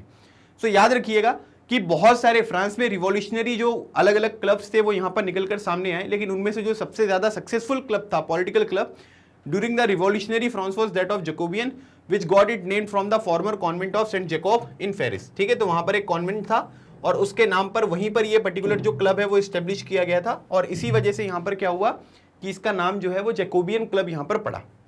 अब उसके बाद अगर आप देखोगे तो यहाँ पर क्या होगा कि इसमें जो मेंबर्स थे, है ना, इसमें ज्यादातर जो मेंबर्स आपको देखने को मिलते थे वो less prosperous section of society के, मतलब बहुत ज्यादा अमीर लोग यहाँ पर नहीं थे। जो नॉर्मल थर्ड स्टेट वाले लोग यहाँ पर थे ना, वो आपको देखने को मिलेंगे, जिसमें शॉपकीपर हो गए, आर्टिशियंस हो गए, जैसे शू मेकर हो गए, पेस्ट्री कुक्स हो गए, जो घड़ी बनाते थे, प्रिंटर वगैरह बनाते थे, as well as servant of daily wage workers. तो मतलब आप ये कह सकते हैं कि ये वो लोग हैं जो यहाँ पर क्या है कि थर्ड स्टेट में यहाँ पर निवास करते थे या थर्ड स्टेट को रिप्रेजेंट करते थे। जो छोटे काम करने वाले लोग हुआ करते थे वो जैकोबियन क्लब्स में यहाँ पर आपको मेंबर देखने को मिलेंगे। तो ये 2 पॉइंट यहाँ पर हो गए। तीसरा पॉइंट अगर आप देखोगे, a large group among the Jacobins began to wear long strip trouser to set themself apart from the fashionable section of society, specially nobles who wear knee breeches. तो जो नोबल्स थे ना, जो सेकंड आपको state वाले लोग देखने को मिलेंगे, जिनको हम क्या बोलते थे, जिनको बोलते थे नोबिलिटी, वो लोग क्या करते थे कि यहाँ घुटने तक जो है वो यहाँ पर पैंट पहनते थे और फिर उनके जो शूज होते थे वो ज्यादा लेंथ वाले शूज यहाँ पर पहनते थे। तो इन्होंने क्या बोला कि इनसे अगर हमको यहाँ पर डिफरेंट दिखना है, और इसीलिए इन्होंने यहाँ पर क्या किया था, इन्होंने जो स्ट्राइप्ड यहाँ पर ट्राउजर है वो यहाँ पर पहनना स्टार्ट किया, है ना। ट्राउजर मतलब पूरा पैर तक, है ना, आपके एडी एंकल तक यहाँ पर जो है वो पूरा उसकी लेंथ रहेगी। तो स्ट्रिप ट्राउजर जो है वो यहाँ पर पहनने लग गए, ताकि ये लोग क्या कर सकें कि जैकोबियन क्लब वालों का मानना ये था कि हम अपने आप को डिफरेंट दिखा सकें। और इन्होंने याद रखिएगा रेड हैट भी ये पहनते थे, है ना। रेड हैट क्यों पहनते थे, ताकि ये अपने आप को लिबरल जो है वो यहाँ पर दिखा सके कि हम किसी के अधिकार क्षेत्र में नहीं है, है ना। हम लोग यहाँ पर क्या है, पूरी तरीके से इंडिपेंडेंट है। लेकिन ये रेड हैट जो है वो फीमेल्स नहीं पहन सकती थी, है ना। ये पॉइंट भी आपको ध्यान रखना है। और जैकोबियन क्लब जो यहाँ पर बना हुआ था उसके जो लीडर थे उनका नाम क्या था, मैक्सिमिलियन रॉबेस्पियर, ठीक है, जिनके टाइम पीरियड को हम रीन ऑफ टेरर के नाम से भी जानते हैं। सो मैक्सिमिलियन रॉबेस्पियर जो है वो जैकोबियन क्लब के यहाँ पर लीडर आपको देखने को मिलेंगे, ठीक है। तो ये दोनों क्वेश्चन हो गए। आपको आंसर में जो है वो यही चीज लिखनी थी। आई होप बहुत सारे लोगों ने यही सेम आंसर जो है वो यहाँ पर लिखा होगा, ठीक है। तो ये इसके बारे में थोड़ी सी जानकारी हो गई। चलिए क्वेश्चन नंबर 17 देखिए, what was a directory, why was it dismissed. Directory जो थी वो यहाँ पर क्या थी और इसको यहाँ पर क्यों डिसमिस किया गया। अब ये भी क्वेश्चन जो है ये बहुत इंपॉर्टेंट है ना, और इसको भी आपको अच्छी तरीके से प्रिपेयर करना है, क्योंकि ये एग्जामिनेशन में डायरेक्टली आपसे पूछा जा सकता है कि डायरेक्टरी यहाँ पर क्या था, और उसके बाद यहाँ पर क्या है कि मतलब किस तरीके से ये पूरी की पूरी चीजें जो है वो आपको देखने को मिलेगा। अब यहाँ पर बोला जा रहा है कि जैकोबियन गवर्नमेंट जो है ना उसका यहाँ पर फॉल होता है ना। इसका रीजन यहाँ पर क्या था कि वो बहुत ज्यादा स्ट्रिक्ट हो गए थे, बहुत ज्यादा पनिशमेंट यहाँ पर हो गई थी, जो लोगों को यहाँ पर पसंद नहीं आ रही थी। ये जो मैक्सिमिलियन रॉबेस्पियर है ना, इनके टाइम पीरियड पर अगर हम देखेंगे तो काफी सारी जो प्रॉब्लम्स हैं वो यहाँ पर निकल कर सामने आ रही थी, और इसी वजह से यहाँ पर इन्होंने ये डिसाइड किया कि यार अब ठीक है, मतलब इनकी जो पूरी की पूरी पावर थी वो यहाँ पर नीचे गिर गई, ठीक है। सो जैकोबियन जब गवर्नमेंट का फॉल यहाँ पर होता है तो जो वेल्दियर मिडिल क्लास है ना, मिडिल क्लास जो है उसको उसने यहाँ पर क्या कर ली कि जो पावर है वो यहाँ पर सीज कर ली, मतलब कि उन लोगों के पास पूरी की पूरी पावर देखने को मिल गई। अब यहाँ पर बोला जा रहा है कि they introduce the new constitution which denied the vote to non propertied section of the society. मतलब आप यहाँ पर ये कह सकते हैं कि मिडिल क्लास जो है उसने पावर को यहाँ पर पकड़ा और इन्होंने एक नया कॉन्स्टिट्यूशन जो है वो यहाँ पर क्या है इंट्रोड्यूस किया, जिसमें ये बोला गया कि जिसके पास प्रॉपर्टी नहीं है, ठीक है, वो लोग यहाँ पर क्या कर सकते हैं कि वोटिंग उनको राइट्स यहाँ पर नहीं दिए जाएंगे। मतलब बोला गया कि which denied the vote to non propertied section of the society. इससे पहले अगर आप देखोगे तो यहाँ पर क्या था, जो यहाँ पर ये वाला, इससे पहले मैंने क्वेश्चन आपको बताया ना, यहाँ पर ये देखिए कि इसमें ये बोला गया रिगार्डलेस ऑफ वेल्थ जो है वो यहाँ पर सब लोग वोटिंग राइट सबको मिलेंगे। लेकिन इन्होंने यहाँ पर क्या इंट्रोड्यूस कर दिया कि नहीं भाई साहब, जिसके पास प्रॉपर्टी होगी केवल वही लोग यहाँ पर वोट डाल सकते हैं। It provided for 2 elected legislative council. These then appointed a directory and executive made up of 5 members. ठीक है, अब इसमें यहाँ पर क्या होता था कि इनको जो वोटिंग राइट्स वगैरह जिसको भी इन्होंने यहाँ पर प्रोवाइड किए, इसके बाद अगर हम देखेंगे तो यहाँ पर क्या हुआ कि दो इलेक्टेड जो यहाँ पर लेजिस्लेटिव काउंसिल थी, जैसे आज के टाइम पीरियड पर हम लोकसभा और राज्यसभा देखते हैं ना, तो उसी तरीके से उस टाइम पीरियड पर लेजिस्लेटिव काउंसिल जो है वो यहाँ पर बनाई गई। और लेजिस्लेटिव काउंसिल के जो मेंबर्स यहाँ पर होते थे, है ना, उन्होंने यहाँ पर क्या किया कि डायरेक्टरी को यहाँ पर अपॉइंट किया। डायरेक्टरी बेसिकली एक एग्जीक्यूटिव ब्रांच होती थी। कोई भी डिसीजन अगर यहाँ पर लेना है, कुछ भी फाइनल करना है, तो डायरेक्टरी के थ्रू यहाँ पर किया जाएगा और इसमें किसी एक के पास पूरी की पूरी पावर का कंसंट्रेशन ना हो, इसी वजह से यहाँ पर क्या किया गया, 5 मेंबर्स का जो डायरेक्टरी है वो यहाँ पर बनाया गया था। This was meant as a safeguard against the concentration of power in an one man executive as under the Jacobins. Jacobins के टाइम पीरियड पर अगर आप देखोगे तो पूरी की पूरी जो पावर थी वो उनके लीडर के पास थी, है ना, जिनका नाम था मैक्सिमिलियन रॉबस्पियर। तो लोगों को लगा ये चीजें यहाँ पर गलत हैं, पूरी की पूरी पावर का कंसंट्रेशन किसी एक इंसान के हाथ में नहीं होना चाहिए। इसलिए जब डायरेक्टरी का फाउंडेशन यहाँ पर किया गया, है ना, तो उसमें ये बोला गया कि 5 मेंबर्स रहेंगे और 5 मेंबर्स के बेसिस पे जो है वो यहाँ पर डिसीजन लिया जाएगा, ताकि यहाँ पर पावर का कंसंट्रेशन किसी एक के हाथ में ना हो। However, the directors often clash with the legislative council as a result of which the directory was dismissed, which gave rise to Napoleon। ठीक है, और उसके बाद यहाँ पर क्या है कि अब ये 5 लोग थे, तो जो लेजिस्लेटिव काउंसिल्स यहाँ पर होती थी और आपस में ही लोग लड़ते रहते थे, है ना, एग्रीमेंट नहीं बन पाता था, किसी का कुछ कहना होता था उस मौके पर, उस टॉपिक पर किसी का कुछ कहना होता था, जिसकी वजह से अगर आप देखोगे तो यहाँ पर क्या है कि डायरेक्टरी जो है उसको डिसमिस कर दिया गया, है ना, कि ये सही तरीके से काम नहीं कर रहे हैं, जिस पर्पज से इनको अपॉइंट यहाँ पर किया गया था। उसके बाद भी अगर आप देखोगे तो काफी सारी नई तरीके की प्रॉब्लम्स जो है वो यहाँ पर क्रिएट हो रही हैं और इसी वजह से यहाँ पर इसको डिसमिस किया गया। और इसी मौके का फायदा किसने उठाया, नेपोलियन बोनापार्ट ने इसका फायदा उठाया और उसका राइज यहाँ पर आपको देखने को मिलता है। ठीक है, तो हमको एक चीज यहाँ पर ये समझ में आया कि मोनार्की था, मोनार्की के बाद जो नेशनल असेंबली है उसने एक कॉन्स्टिट्यूशन बनाया। कॉन्स्टिट्यूशन बनाने के बाद जो है वो यहाँ पर क्या हुआ कि अगर आप थर्ड स्टेज पर देखोगे, है ना, तो वहां पर क्या है, वहां पर आपको जो जैकोबियन क्लब था उसका पावर यहाँ पर देखने को मिला। फिर जैकोबियन क्लब की पावर जो है वो चली गई। फिर डायरेक्टरी का यहाँ पर फाउंडेशन होता है। फिर डायरेक्टरी यहाँ पर क्या है कि उनके बीच में एग्रीमेंट नहीं बन पा रहा था, इस वजह से डायरेक्टरी को भी डिसमिस किया गया। और फिर यहाँ पर अगर आप देखोगे तो नेपोलियन बोनापार्ट जो है उनका राइज यहाँ पर आपको देखने को मिलता है।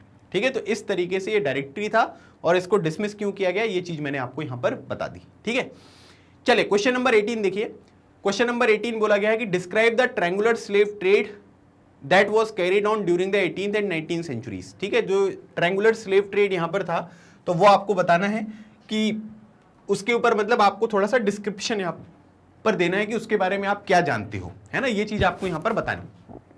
तो पहली बात तो ये याद रखना, 3 कॉन्टिनेंट कौन कौन से थे, एक था आपका यूरोप, एक था आपका अफ्रीका और एक था America. The slave trade began in the 17th century, मतलब कि 17th जो सेंचुरी यहाँ पर थी वहां पर ये स्लेव ट्रेड जो है वो यहाँ पर होता था कि एक पर्टिकुलर कॉन्टिनेंट से कुछ काम करने वाले जो लोग हैं उनको आप यहाँ से क्या करो, खरीदो और उनको उन कॉन्टिनेंट्स में लेकर जाओ जहां पर आपको अपना काम करवाना है। ठीक है, तो ये लोग क्या करते थे, अफ्रीका वगैरह से लोगों को खरीदते थे और फिर दूसरे कॉन्टिनेंट्स में इन लोगों को यहाँ पर लेकर जाते थे।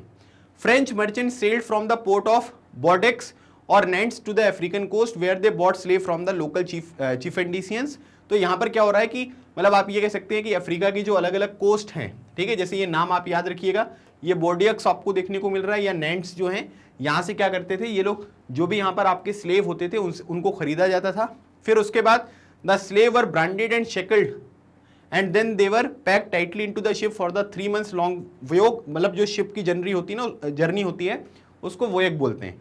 Across the Atlantic to the Caribbean they were sold to plantation owners. ठीक है, फिर उसके बाद यहाँ से ये लोग अफ्रीकन कोस्ट से जो स्लेव्स हैं उनको खरीदते थे, इनको शिप में बंद किया जाता था, 2 से 3 महीने तक इनको जो शिप से है एक जगह से दूसरी जगह लेकर जाते थे कैरिबियन सी तक। वहाँ पर जो प्लांटेशन ऑनर्स होते थे, जो टी वगैरह का प्लांटेशन, कॉफ़ी का प्लांटेशन, रबर का प्लांटेशन, जो भी अलग अलग तरीके की खेती यहाँ पर होती थी, तो उनके ऑनर्स को यहाँ पर इनको बेचा जाता था। तो इस तरीके से ये पूरा का पूरा जो ट्रेड है वो यहाँ पर आपको देखने को मिलेगा। ठीक है, अब इसमें कीवर्ड्स क्या हैं, जैसे ये 3 कॉन्टिनेंट्स के नाम कीवर्ड हैं। फिर उसके बाद जो ये आपको पोर्ट्स देखने को मिल रहे हैं ये यहाँ पर कीवर्ड है ना। फिर ये अटलांटिक से कैरिबियन जो सी है वहां तक इनको लेकर जाया जाता था, ये सब कीवर्ड्स हैं, ये आपके आंसर में आने चाहिए, है ना, क्योंकि जो टीचर आपकी कॉपी चेक करेंगे ना वो इन्हीं चीज़ों को देखेंगे कि ये चीज़ आपने लिखी है या नहीं लिखी है आंसर में। अगर लिखी है तो फिर आपको पूरे नंबर मिल जाएंगे, क्योंकि 3 पॉइंट जो हैं वो आपने क्लियरली यहाँ पर मेंशन करे। ठीक है, तो ये पॉइंट आपको ध्यान रखना है। और देखो बेसिकली यहाँ पर क्या है कि ये जो स्लेव ट्रेड था वो इतना ज़्यादा पॉपुलर यहाँ पर क्यों था, क्योंकि काम बहुत ज़्यादा था, है ना, और इन एरियाज़ में जहाँ पर इन लोगों को लेकर जाया जाता था वहां पर आप ये कह सकते हो कि वहां पर ये जो यूरोपियंस थे वो यहाँ पर काम नहीं करना चाहते थे, है ना, और इसी वजह से ये स्लेव ट्रेड आपको देखने को मिलेगा, ताकि जो इंडस्ट्रीज में यहाँ पर लोग काम कर रहे हैं उनको थोड़ा सा ज्यादा बेनिफिट जो है वो देखने को मिले, है ना, और इसी वजह से ये इतना ज्यादा पॉपुलर आपको देखने को मिलेगा। पहले के टाइम पर था, बाद में फिर स्लेवरी वगैरह जो है वहां पर आप देखोगे तो लोगों ने आवाज उठाई, प्रोटेस्ट किया, है ना, फिर बाद में स्लेवरी जो है उसको यहाँ पर बंद किया गया था। लेकिन फिर बाद में जब नेपोलियन यहाँ पर आया तो उन्होंने स्लेवरी को रीइंट्रोड्यूस कर दिया गया था। आप मुझे कमेंट सेक्शन में ये बताइएगा कि फ्रांस में या जो फ्रेंच कॉलोनीज हैं, है ना, वहां पर जो टोटली जो स्लेवरी यहाँ पर एबॉलिश करी गई वो कब करी गई। मतलब अगर आप देखोगे तो फ्रांस में भी और फ्रांस के जो अलग अलग फ्रेंच कॉलोनीज हैं जो दूसरी जगह पर लोकेटेड हैं, तो आपको ये बताना है कि उस पर्टिकुलर जगह पर जो स्लेवरी को एबॉलिश यहाँ पर किया गया था वो यहाँ पर कब किया गया था, उसका आंसर आप मुझे कॉमेंट सेक्शन में बताइएगा। तो आई होप आपको ये क्वेश्चन जो है वो यहाँ पर समझ में आ गया होगा और आपको ये भी पता चल गया होगा कि स्लेव ट्रेड को आपको किस तरीके से यहाँ पर आंसर करना है। चलिए अगला क्वेश्चन देखते हैं, question number 19। Under what circumstances did the representative of the third state form the national assembly. मतलब कि वो सिचुएशंस यहाँ पर क्या थी जिनके बेसिस पे आप यहाँ पर ये कह सकते हैं कि जो थर्ड स्टेट वाले लोग थे उन्होंने यहाँ पर क्या किया कि जो नेशनल असेंबली था उसका फॉर्मेशन यहाँ पर किया। ठीक है, तो आप सभी को पता है कि भाई ये लुई 16 ने यहाँ पर क्या किया था कि एक स्टेट जनरल की मीटिंग यहाँ पर बुलाई थी।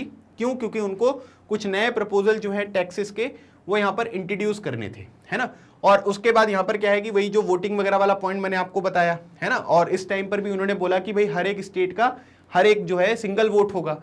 लेकिन थर्ड स्टेट वाले यहाँ पर ये चाहते थे कि यहाँ पर वोट कैसा होना चाहिए, वो डेमोक्रेटिक प्रिंसिपल पर होना चाहिए, जितने लोग हैं उतना वोटिंग यहाँ पर होना चाहिए। लेकिन किंग ने रिजेक्ट कर दिया और उसके बाद यहाँ पर क्या है कि असेंबली जो है वो थर्ड, मतलब आप ये कह सकते हैं कि जो थर्ड स्टेट वाले लोग थे वो लोग प्रोटेस्ट में जो है वो यहाँ पर बाहर निकल गए कि यहाँ पर चीज़ें जो हैं वो बिल्कुल गलत हो रही हैं और डेमोक्रेटिक जो यहाँ पर वोटिंग होनी चाहिए वो यहाँ पर नहीं हो रही है। फिर उसके बाद यहाँ पर क्या हुआ कि होल फ्रेंच नेशन, मतलब पूरी की पूरी जो फ्रांस यहाँ पर कंट्री है उसके स्पोक्समैन जो थे यहाँ पर वो कौन थे, वो थर्ड स्टेट वाले लोग थे। थर्ड स्टेट का मानना यहाँ पर ये था कि हम फ्रांस की ज़्यादातर जनता को यहाँ पर रिप्रेजेंट कर रहे हैं और हमारी बात यहाँ पर होनी चाहिए। और 20 जून 1789 को ये यहाँ पर क्या है कि एक हॉल था of an indoor tennis court in the grounds of Versailles. They declared themselves a national assembly and began to draft constitution for France that would limit the power of the monarch. ठीक है, उसके बाद यहाँ पर क्या हुआ, जब वो लोग यहाँ से बाहर आए तो टेनिस कोर्ट यहाँ पर ओथ के बारे में भी आपने सुना है ना, कि हम लोग यहाँ से तब तक डिस्पर्स नहीं होंगे जब तक हम फ्रांस का एक नया कॉन्स्टिट्यूशन जो है वो यहाँ पर नहीं बना लेते। और इन्हीं लोगों ने अपने आप को नेशनल असेंबली जो है वो डिक्लेयर किया और इनका जो पर्पस था कॉन्स्टिट्यूशन बनाने का वो यही था कि जो मोनार्क की पावर है उसको थोड़ा सा लिमिट किया जाए, है ना, मतलब राजा जो है वो अपने हिसाब से सारा काम ना करे, हमको थोड़ा सा जो रिस्ट्रिक्शंस हैं वो भी यहाँ पर लगानी होंगी। ठीक है, तो इस वजह से इस तरीके से आप ये कह सकते हैं कि जो जनरल असेंबली थी इसका फॉर्मेशन यहाँ पर हुआ था। ठीक है, क्लियर, सबको आ गया समझ में। चलिए अगला क्वेश्चन देखते हैं, क्वेश्चन नंबर 20। लेकिन अब यहाँ से लॉन्ग आंसर टाइप जो क्वेश्चंस हैं, ठीक है, वो यहाँ पर आपको देखने को मिलेंगे, है ना, मतलब जिसमें आपको 5 पॉइंट एटलीस्ट लिखना पड़ेगा, तब आपको 5 नंबर जो है वो देखने को मिलने वाले हैं। ठीक है, तो अभी तक हमने शॉर्ट आंसर टाइप तक के जो क्वेश्चंस हैं वो यहाँ पर डिस्कस किए। अच्छा, क्वेश्चंस याद रखिएगा कितने सारे मैंने आपको प्रैक्टिस कराए, जैसे एनसीईआरटी सॉल्यूशंस आपके पास अवेलेबल है, आप उनको देख सकते हैं। फिर उसके बाद दूसरा अगर आप देखोगे तो उसमें आपको मोस्ट इंपॉर्टेंट क्वेश्चंस भी मैंने आपको पढ़ाए हैं, वहाँ पर भी मैंने 30, 40, 45 क्वेश्चंस यहाँ पर डिस्कस किए हैं। फिर उसके बाद अगर आप देखोगे तो ये टेस्ट पेपर में भी अलग अलग तरीके के क्वेश्चंस हैं। तो इतने क्वेश्चंस अगर आप कर लोगे तो मुझे लगता है कि आपका ये चैप्टर जो है ना वो अच्छी तरीके से कवर हो जाएगा, है ना, आपको कोई बहुत ज़्यादा प्रॉब्लम जो है वो देखने को नहीं मिलने वाली है। ठीक है, चले भाई, और बाकी अगर आप किसी और चीज़ की डिमांड करते हो या कुछ और चीज़ें आपको पढ़नी है तो कमेंट सेक्शन आप सबके लिए ओपन है, आप उस पर मेंशन कर दीजिएगा, तो देख लेंगे कि और क्या क्या चीज़ें हैं जो आपको पढ़ानी है या आपको किस चीज़ की डिमांड है। ठीक है, चलो अगला क्वेश्चन, वेरी इंपॉर्टेंट क्वेश्चन भाई, है ना। यहाँ पर ये पूछा जा रहा है कि जो फ्रांस है ना, वो यहाँ पर किस तरीके से एक रिपब्लिक बना। रिपब्लिक का मतलब क्या होता है कि जो हेड ऑफ द स्टेट होगा वो यहाँ पर कैसा होगा, वो एक इलेक्टेड यहाँ पर हेड होगा, है ना, हेरिडेटरी यहाँ पर राजा देखने को नहीं मिलेगा। तो अगर आप देखोगे कि यहाँ पर क्या हुआ कि जो नेशनल असेंबली है उसने कॉन्स्टिट्यूशन यहाँ पर बना दिया, है ना, तो आप देख सकते हैं कि Louis 16 was not happy by signing the constitution of 1791, so when he got an opportune movement he entered into the secret negotiation with the king of Prussia. तो यहाँ पर क्या हुआ कि इनको ये लगा कि भाई ये जो कॉन्स्टिट्यूशन यहाँ पर इन्होंने बनाया था, जिसमें यहाँ पर क्या था, जिसमें आप ये कह सकते हैं कि पावर पे जो है वो लिमिट लगाने की बात यहाँ पर हुई थी, है ना, कि हम क्या करेंगे कि जो पावर है उसके ऊपर लिमिट लगाएंगे। तो अब इनको ये लग रहा था, मतलब पहले कोई एक इंसान है जिसके पास बहुत पावर थी, है ना, अब यहाँ पर क्या हुआ कि वो पावर जो है वो समाप्त होती हुई आपको दिखाई दे रही है। तो जब पावर यहाँ पर समाप्त होती हुई दिखाई दे रही है तो ऑब्वियसली वो जो पर्टिकुलर साइनिंग वगैरह होगी, है ना, किसी चीज को अगर कॉन्स्टिट्यूशन के ऊपर ये साइन कर रहे हैं तो ऑब्वियसली उनको अच्छा नहीं लगेगा। तो फिर उन्होंने क्या किया कि यार ये तो बहुत गड़बड़ मूवमेंट यहाँ पर चल रहा है, तो इन्होंने ये सोचा कि हम क्या करेंगे कि सीक्रेट जो नेगोशिएशंस हैं वो यहाँ पर करते हैं। तो प्रूशिया के जो किंग है उनके साथ सीक्रेट नेगोशिएशन किए। Rulers of the neighbouring countries too were worried by the development in France and made plans to send troops to put down the event that had been taking place there since the summer of 1789। अब जो पड़ोसी यहाँ पर देश थे उनके लोगों को भी अगर हम देखेंगे तो वहां पर भी आपको प्रॉब्लम देखने को मिल रही थी। इसका रीजन यहाँ पर क्या था? रीजन बहुत सिंपल था। अगर आप देखोगे तो उनका मानना यहाँ पर यह था कि यार आज के टाइम पीरियड पर यह सिचुएशन फ्रांस में यहाँ पर क्रिएट हो रही है ना, कल को हो सकता है कि हमारे देश में भी इस तरीके की सिचुएशन यहाँ पर क्रिएट हो, तब उस पर्टिकुलर सिचुएशन में हम यहाँ पर क्या करेंगे। तो इसी वजह से क्या हुआ कि उन्होंने यहाँ पर बोला कि ठीक है भाई साहब, हम आपकी लुई 16 जो है वो मदद करेंगे और जो फोर्सेस वगैरह है वो यहाँ पर भेजेंगे ताकि फ्रांस में जो सिचुएशन यहाँ पर क्रिएट हो रही है इसको दबाया जा सके। जब तक यहाँ पर ये होता, नेशनल असेंबली ने खुद यहाँ पर वोट कर दिया 1792 में कि भाई प्रूशिया और ऑस्ट्रिया के अगेंस्ट यहाँ पर वॉर डिक्लेयर कर दिया। मतलब लुई 16 नेगोशिएशन ही कर रहे थे और जो पड़ोसी कंट्रीज थी वो यहाँ पर अटैक करती, उससे पहले नेशनल असेंबली ने यहाँ पर ये बोल दिया कि प्रूशिया और ऑस्ट्रिया के अगेंस्ट यहाँ पर हमको वॉर करना है।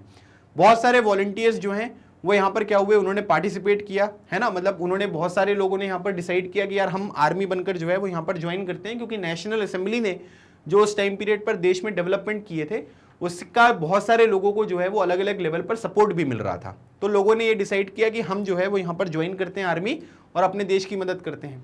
फिर the Marseillaise composed by the poet Roget de Lisle was sung for the first time by the volunteer from Marseilles, they march into the Paris। मतलब कि आप ये कह सकते हैं कि जो आज के टाइम पीरियड पर नेशनल एंथम है फ्रांस का, ठीक है, उसको क्या बोलते हैं, उसको बोलते हैं मर्सिलाइज। और इसको लिखा किसने था? ये रॉगेट डी इसले जो है उन्होंने यहाँ पर इसको लिखा था। और बेसिकली यहाँ पर क्या है कि जो मर्सिलाइज एक जगह है वहां से लोग मूव करते हुए जा रहे थे, कहाँ पर? पेरिस में, और वहीं पर जो है वो लोग गाना गाते हुए जा रहे थे। तो इसका भी सिग्निफिकेंस जो है वो आपको बहुत ज्यादा देखने को मिलेगा। फिर उसके बाद यहाँ पर क्या है, Political clubs became an important rallying point for people who wish to discuss government policies and plan their own form of action. The most successful of these Jacobians। मतलब आप ये कह सकते हैं कि जो भी डेवलपमेंट यहाँ पर हो रहे थे उनको डिस्कस करने के लिए अलग अलग तरीके के पॉलिटिकल क्लब्स जो है ना, वो यहाँ पर बन रहे थे। और इस वजह से यहाँ पर क्या हुआ कि आप ये कह सकते हैं कि लोगों ने अलग अलग क्लब्स को यहाँ पर ज्वाइन करना स्टार्ट कर दिया ताकि जो पॉलिटिकल डेवलपमेंट है उनको डिस्कस करें, जिसमें जैकोबियन क्लब जो है वो आपको बहुत ज़्यादा डोमिनेटिंग यहाँ पर देखने को मिलेगा। In the summer of 1792, these Jacobian planned on insurrection on large number of Parisians who were angered by the short supplies and high prices of food। अब वही मतलब वहां पर क्या है कि जो subsistence crisis वगैरह भी यहाँ पर हो रही थी, है ना। On the morning of the 10 August, they stormed the palace of the Tuileries, massacred the king's guards and held the king himself as a hostage for several hours। Later the assembly voted to imprison the royal family। ठीक है, फिर बाद में यहाँ पर क्या हुआ कि फूड वगैरह की शॉर्टेज यहाँ पर हो रही थी, लोगों को यहाँ पर ये भी पता चल गया था कि राजा जो थे वो सीक्रेट नेगोशिएशंस यहाँ पर कर रहे थे, तो उनको यहाँ पर हॉस्टेज बना लिया। बाद में नेशनल असेंबली ने ये भी बोला कि यार ट्रेजन के बेसिस पे हम इनको यहाँ पर इम्प्रिजन कर रहे हैं, तो रॉयल फैमिली को जो है वो जेल भेज दिया गया और बाद में जो है वो यहाँ पर लुई 16 को एग्जीक्यूट कर दिया गया। फिर इलेक्शंस यहाँ पर हुए और उसके बाद यहाँ पर क्या है कि जब इलेक्शंस यहाँ पर हुए तो आप ये कह सकते हैं कि मोनार्की जो है वो यहाँ पर पूरी तरीके से समाप्त हो गई और फ्रांस को एक रिपब्लिक बना दिया गया। लुई 16 जो है और उनको यहाँ पर आप ये कह सकते हैं कि उनको जो है वो एग्जीक्यूट कर दिया गया, मतलब उनको समाप्त कर दिया गया। ठीक है, तो इस तरीके से ये पूरा का पूरा डेवलपमेंट हुआ था, जिसके बेसिस पे आप यहाँ पर ये कह सकते हैं कि फ्रांस जो है एक मोनार्की था पहले, बाद में जो है वो एक रिपब्लिक आपको यहाँ पर बनता हुआ दिखाई दिया। ठीक है, तो ये पूरा का पूरा आंसर आपको इस तरीके से यहाँ पर लिखना पड़ेगा। तो आई होप जो भी मैंने अभी तक ये क्वेश्चन नंबर 20 आपके साथ डिस्कस किया है वो आपको समझ में आ गया होगा। कोई भी डाउट अगर होता है तो आप कमेंट सेक्शन में यहाँ पर बता सकते हो। चलिए अगला क्वेश्चन देखते हैं, क्वेश्चन नंबर 21। क्वेश्चन नंबर 21 जो है ये भी बहुत इंपॉर्टेंट क्वेश्चन है। ठीक है, नोट कर लेना है इसको भाई, ये एग्जामिनेशन में डायरेक्टली यहाँ पर पूछा जा सकता है कि why is Robespierre governments known as reign of terror. इसके रीजन आपको बताने। तो जो जैकोबियन क्लब था उसके जो लीडर थे उनका नाम था मैकमिलन रॉबस्पियर, और उनके टाइम पीरियड को जो है वो रीन ऑफ टेरर के नाम से जानते हैं। ठीक है, ये तो हमको पता है, लेकिन क्यों कहते हैं ये आपको बताना है। सो याद रखिएगा यहाँ पर क्या है कि इनका जो टाइम पीरियड था वो था 1793 से लेकर 1794, मतलब कि इनकी जो गवर्नमेंट थी वो 1 साल का लगभग टाइम पीरियड आपको देखने को मिलेगा। But this short period became so infamous that it began to be refer to as reign of terror, है ना। मतलब आप ये कह सकते हैं कि छोटा सा टाइम पीरियड था, लेकिन ये इतना ज़्यादा बुरा था, इतना ज़्यादा मतलब आप ये कह सकते हैं कि खराब था कि इसको रीन ऑफ टेरर के नाम से भी जानते हैं। और इसके रीन ऑफ टेरर नाम दिए जाने के पीछे बहुत सारे कारण हैं। जैसे पहला अगर आप देखोगे तो यहाँ पर क्या था, रॉबस्पियरे की जो पॉलिसी थी वो ये थी कि हम सीवियर कंट्रोल करेंगे और पनिशमेंट करेंगे, मतलब यहाँ पर हर चीज़ के ऊपर अपना कंट्रोल यहाँ पर दिखाने वाले हैं। और अगर कोई हमारी पॉलिसीज से यहाँ पर खुश नहीं होता है तो हम क्या करेंगे, हम उनको पनिशमेंट भी जो यहाँ पर देंगे। जैसे अगर मान लीजिए कि all those whom he saw as being enemies of the republic such as ex-nobles, clergy, members of other political parties, even member of his own party who did not agree with his methods were arrested, imprisoned and then tried by the revolutionary tribunal. If the court found them guilty, they were guillotined. ठीक है, तो guillotine मतलब वही वाला जो cut होता था ना सर, तो वो भी हेडेड यहाँ पर इस तरीके से कर देते थे। तो इन्होंने यहाँ पर क्या किया कि जितने भी क्लर्जी लोग थे, जितने भी नोबिलिटी वाले थे, दूसरी पॉलिटिकल पार्टीज के लोग थे, अपनी खुद की पॉलिटिकल पार्टी के लोग जो इनकी बातों से यहाँ पर सहमत नहीं थे, उन सबको ये एनिमीज बोलते थे। इनको अरेस्ट किया जाता था, जेल में बंद किया जाता था। ट्रिब्यूनल जो है वो चेक करती थी कि ये लोग गिल्टी है या नहीं है। अगर गिल्टी होते थे तो इनको गुलेटाइन कर दिया जाता था, मतलब इनका सर जो है वो धड़ से अलग कर देते थे। तो एक तो ये है, तो मतलब आप ये कह सकते हैं कि कितना ज़्यादा ये मतलब सीवियर जो है वो एक्शन यहाँ पर लिए जाते थे। कंट्रोल करना, पनिशमेंट देना, ये सब चीज़ें बड़ी कॉमन सी बात जो थी वो मैक्सिमिलियन रॉबस्पियरे के टाइम पीरियड पर आपको देखने को मिलती है। दूसरी बात, Robespierre's government issued laws placing a maximum ceiling on wages and prices. Meat and bread were rationed. Peasants were forced to transport their grain to the cities and sell it at a price fixed by the government. मतलब इन्होंने क्या किया कि maximum जो ceiling है, मतलब कि यहाँ पर क्या है कि कितना मैक्सिमम हो सकता है, वेजेस हो सकते हैं, प्राइजेस हो सकते हैं, वो सब चीज़ें यहाँ पर डिसाइड कर दी है ना। राशन वगैरह यहाँ पर लोगों को प्रोवाइड करना स्टार्ट कर दिया, जिसकी वजह से यहाँ पर क्या हुआ कि जो पीजेंट्स हैं, जो फार्मर्स हैं, उनको कन्विंस यहाँ पर ये किया गया, फोर्स किया गया कि आप जो सरकार ने अपना प्राइस यहाँ पर डिसाइड किया हुआ है उसी प्राइस पर जो है वो आपको अपना सामान बेचना पड़ेगा, है ना, जिसकी वजह से उनको भी नुकसान यहाँ पर देखने को मिले। तो पीजेंट्स वाला जो ग्रुप है वहाँ पर भी इनकी आप ये कह सकते हैं कि पॉपुलैरिटी जो है वो थोड़ी सी कम होती हुई यहाँ पर दिखाई दी। फिर उसके बाद the use of more expensive white flour, ठीक है, was forbidden. All citizens were required to eat plain, ठीक है, meaning equality bread made of whole wheat. मतलब आप ये कह सकते हैं कि मतलब जो यहाँ पर आपके ब्रेड वगैरह होते थे ना, वो भी यहाँ पर क्या है कि वो भी यहाँ पर उसमें ये बोल दिया गया कि बहुत ज़्यादा आपको अच्छा वाला ब्रेड नहीं खाना है ना। सब लोग यहाँ पर क्या करेंगे, इक्वलिटी जो ब्रेड होता है, ठीक है, जिसको होल व्हीट का जो बना होता है वही वाला चीज़ें आपको यहाँ पर खानी है, ठीक है। ये चीज़ भी इन्होंने यहाँ पर पॉपुलर कर दी। फिर उसके बाद चर्चेस वगैरह जो है उनको यहाँ पर बंद कर दिए गए, उनको यहाँ पर बैरक्स में कन्वर्ट कर दिया गया या फिर ऑफिसेज वगैरह यहाँ पर बना दिए गए। तो ये चीज़ भी यहाँ पर आप देख सकते हैं कि जो रिलीजियस यहाँ पर चीज़ें हैं उनको थोड़ा सा यहाँ पर शट डाउन करने में इनका भी यहाँ पर बहुत बड़ा हाथ आपको देखने को मिल रहा है। फिर उसके बाद Robespierre pursued his policy so relentlessly that even his supporters began to demand modernization. Finally he was arrested and guillotined, है ना। मतलब इनकी पॉलिसीज इतनी ज़्यादा सीवियर यहाँ पर हो गई थी कि इनके जो खुद पार्टी के मेंबर्स थे उन्होंने यहाँ पर ये बोला कि मतलब थोड़ा सा चीज़ों को जो है वो मॉडर्नाइज करो, है ना। मतलब नॉर्मल तरीके से आपको यहाँ पर रखने की ज़रूरत है, इतना ज़्यादा सीवियर करोगे, पनिशमेंट करोगे तो चीज़ें सही तरीके से नहीं होंगी। बाद में इन्होंने अपनी बातें यहाँ पर नहीं मानी तो इनको यहाँ पर अरेस्ट किया गया और बाद में इनको गुलेटाइन कर दिया गया, मतलब इनका सर जो है इनकी बॉडी से यहाँ पर अलग कर दिया, ठीक है। तो ये सब चीज़ें हुई हैं और इसी वजह से इनके टाइम पीरियड को हम क्या बोलते हैं कि इनके टाइम पीरियड को हम यहाँ पर रीन ऑफ टेरर के नाम से जानते हैं, ठीक है। सिंपल है, बस आपको ये पता होना चाहिए कि क्यों कहा जाता है। ये सारे पॉइंट्स आपको याद नहीं करने, बस ये सारे पॉइंट्स आपको पता होने चाहिए कि कौन कौन सी चीज़ें थी जो उन्होंने यहाँ पर बताई थी, है ना, और जिनके बेसिस पे आप ये आंसर लिख सकते हो। तो 5 पॉइंट आपको लिखने तो पूरे नंबर मिल जाएंगे, ठीक है। चले क्वेश्चन नंबर 22 देखिए। How did the revolution affect the everyday life of the people in France, ठीक है। मतलब कि ये जो फ्रेंच रिवॉल्यूशन था, है ना, इसकी वजह से यहाँ पर लोगों की लाइफ में यहाँ पर क्या प्रभाव पड़ा, है ना, लोगों की लाइफ पे किस तरीके का इफेक्ट यहाँ पर देखने को मिला फ्रांस में, ये चीज़ आपको डिफाइन करनी है। तो अगर आप देखोगे तो यहाँ पर क्या है कि बहुत सारे चेंजेस यहाँ पर हुए, है ना, चाहे आप मेन की लाइफ में देख लो, वुमेन की लाइफ में देख लो, ठीक है, चिल्ड्रन की लाइफ में देख लो, सब लोगों की लाइफ में यहाँ पर बराबर इंपैक्ट पड़ा। Politics change the cloth people wore, the language they spoke and the book they read. वहाँ की जो पॉलिटिक्स थी उससे लोगों के कपड़े भी यहाँ पर अलग हो गए, है ना। वो मैंने आपको बताया था नोबिलिटी वाले और जो यहाँ पर जैकोबियन क्लब वाले लोग थे वो किस तरीके के कपड़े पहनते थे, लैंग्वेज जो बोलते थे, है ना, बुक्स वगैरह जो पढ़ते थे, वो सब चीज़ों के ऊपर इम्पैक्ट यहाँ पर पड़ा। फिर उसके बाद यहाँ पर आप ये कह सकते हैं the revolutionary government tool it upon the themselves to pass laws that would translate the ideals of liberty and equality into everyday practices, है ना, मतलब कि जो लिबर्टी है, इक्वलिटी है, फ्रेटर्निटी है, जो हमारे कॉन्स्टिट्यूशन में भी आपको देखने को मिलती है, ये सब चीज़ें हमने कहाँ से डिराइव करी हैं? ये फ्रेंच रिवॉल्यूशन से करी हैं।